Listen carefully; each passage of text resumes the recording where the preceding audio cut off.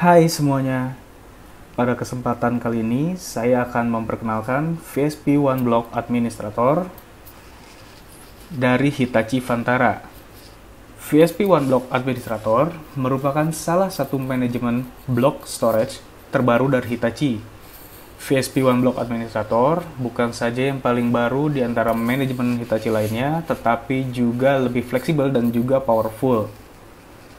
Dan juga pada kesempatan kali ini saya akan share bagaimana cara kita memanage storage dari VSP OneBlock Administrator. Oke, jadi block storage itu adalah teknologi yang digunakan untuk menyimpan berkas data di jaringan SAN. Oke, SAN menempatkan blok-blok data tersebut di tempat yang paling efisien, artinya SAN dapat menyimpan blok-blok tersebut di berbagai sistem dan setiap blok dapat dikonfigurasi atau dipartisi untuk bekerja dengan sistem operasi yang berbeda, OS yang berbeda. Pada tutorial ini, saya akan berfokus pada cara memanage storage, yaitu bagaimana kita menambahkan server di VSP OneBlock Administrator, lalu juga bagaimana kita membuat pools di dalamnya, dan juga bagaimana kita membuat volumes sampai bisa digunakan di server atau host. Kita bisa langsung login menggunakan kredensial, username dan juga password, lalu kita klik login. Oke, ini adalah overview tampilan utama dari VSP OneBlock Administrator. Di sini kita bisa melihat nama dari storage kita, lalu juga model dari storage kita, dan juga serial number. Dashboard di bawah menampilkan beberapa informasi storage, seperti capacity usage, total efficiency, data reduction, storage system performance, dan yang lainnya. Untuk capacity usage, di sini tertera no pools are available dikarenakan kita belum membuat pools di dalam sini. Kita lanjut ke menu kiri. Di sini kita bisa melihat beberapa menu yang berfungsi untuk kepentingan manajemen dari storage Hitachi. Di sini ada monitor yang berisi sistem monitor. Ada juga storage yang berisi beberapa manajemen untuk konfigurasi. Replikasi juga memiliki hal yang sama. Ada external volumes, SKC target, quorum disk, dan remote pad group. Ini untuk kebutuhan replikasi. Lalu di bawah sini ada settings, berisi initial setup wizard jika storage belum kita setup. Lalu ada firmware. Di dalam user setting ada alert notification, ada license. Di dalam network ada date and time, lalu ada audit log setting. Di dalam sistem kita bisa lihat beberapa fungsi sistem yang bisa kita jalankan di dalam Hitachi OneBlock Administrator. Lalu yang terakhir ada download dump untuk kebutuhan collect data log. Biasanya dibutuhkan untuk open case ke support global. Pada kesempatan ini kita akan berfokus pada register server, pembuatan pools, dan juga volumes yang kita akan attach ke server yang akan kita buat. Untuk register server, kita bisa langsung menuju menu storage, lalu kita select server.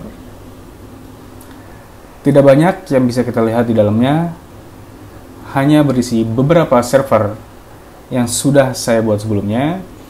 Lalu ada tombol register server. Klik register server untuk meregister server. Untuk server name kita isi. Lalu untuk OS type kita bisa memilih beberapa OS type yang didukung oleh storage Hitachi. Kita akan mencoba memilih Windows. Lalu di sini ada dua protokol yang bisa digunakan. Kita bisa menggunakan FC dan juga SKC. Untuk FC kita pastinya menggunakan WWN, dan untuk SKC kita membutuhkan initiator names. Kita di sini akan tes menggunakan FC. Ketika kita menggunakan FC, pasti kita membutuhkan WWN. Nah, untuk WWN ini kita akan input manual.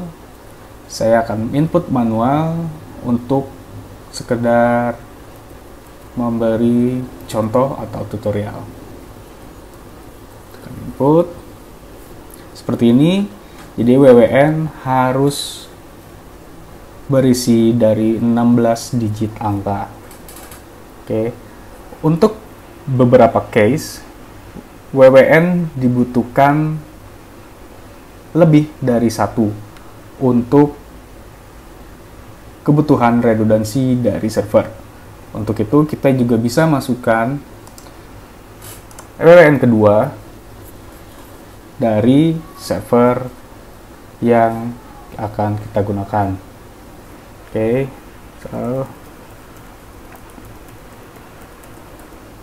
seperti ini. Jika sudah memasukkan dua WWN, kita bisa submit untuk menyelesaikan register server, atau kita bisa submit and add another server jika dibutuhkan. Kita akan klik submit di sini.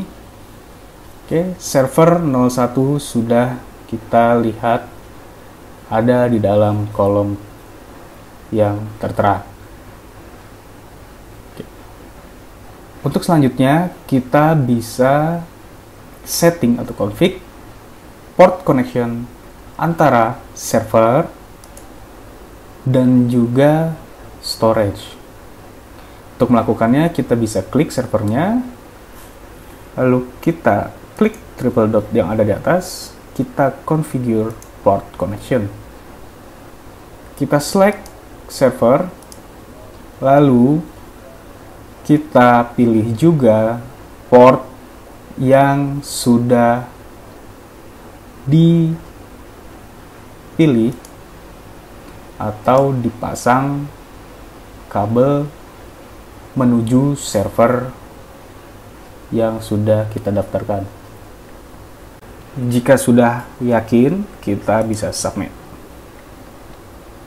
Oke, di sini juga sudah bertambah port connection-nya. Untuk selanjutnya kita bisa langsung membuat pools yang akan digunakan untuk pembuatan volumes nantinya. Kita lihat di kolom sini no data to display karena kita belum membuat suatu pool. Dan untuk membuatnya kita bisa klik create pool di atas ini. Yang perlu kita perhatikan di sini adalah kita bisa lihat di sisi kiri ada estimate capacity, ada drive specify, ada remaining drives. Untuk estimasi capacity, ini adalah capacity yang akan kita buat. Untuk drive specified, untuk drives yang akan kita pilih. Lalu untuk remaining adalah sisa dari drive yang tidak kita gunakan. Oke, kita bisa langsung buat. Di sini mungkin saya akan menggunakan pool 1. Lalu untuk encryption, kita akan enable untuk kebutuhan enkripsi di dalam storage.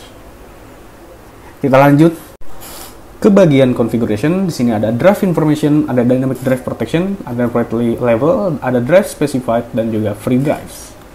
Untuk drive information kita bisa melihat di sini ada besaran per disk dari storage yang kita punya. Untuk write levelnya kita akan menggunakan write level 6. Untuk pada kesempatan kali ini, saya akan menggunakan hanya disk yang 3,8 TB.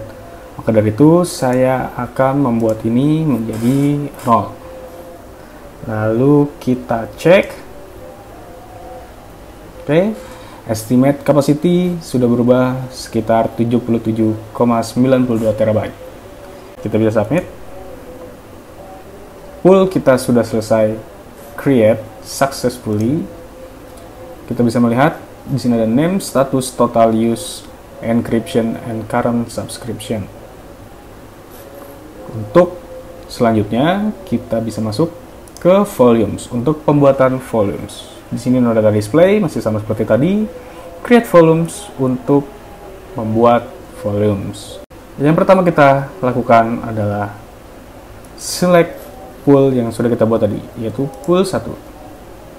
Untuk filter by encryption ini adalah opsional.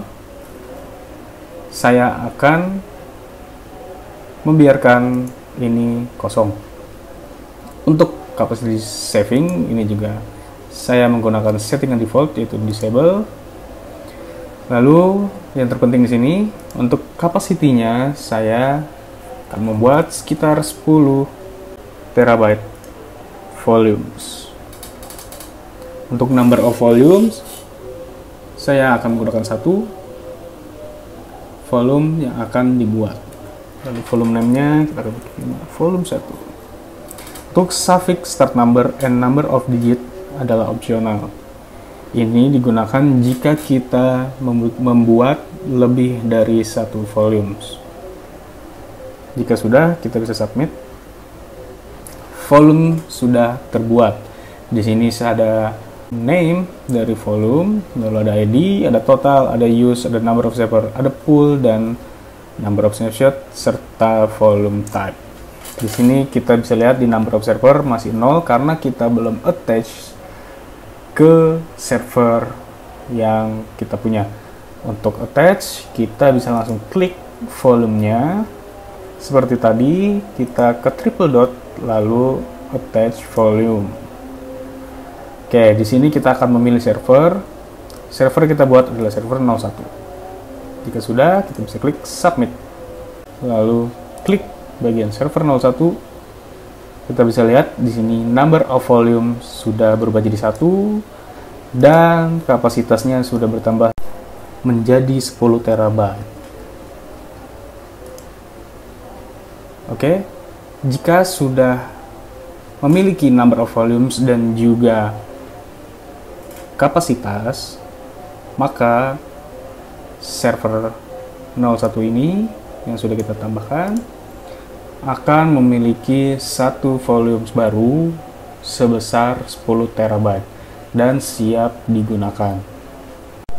Jadi itu beberapa step tutorial untuk memanage storage dari VSP OneBlock Administrator. Kurang lebihnya saya mohon maaf.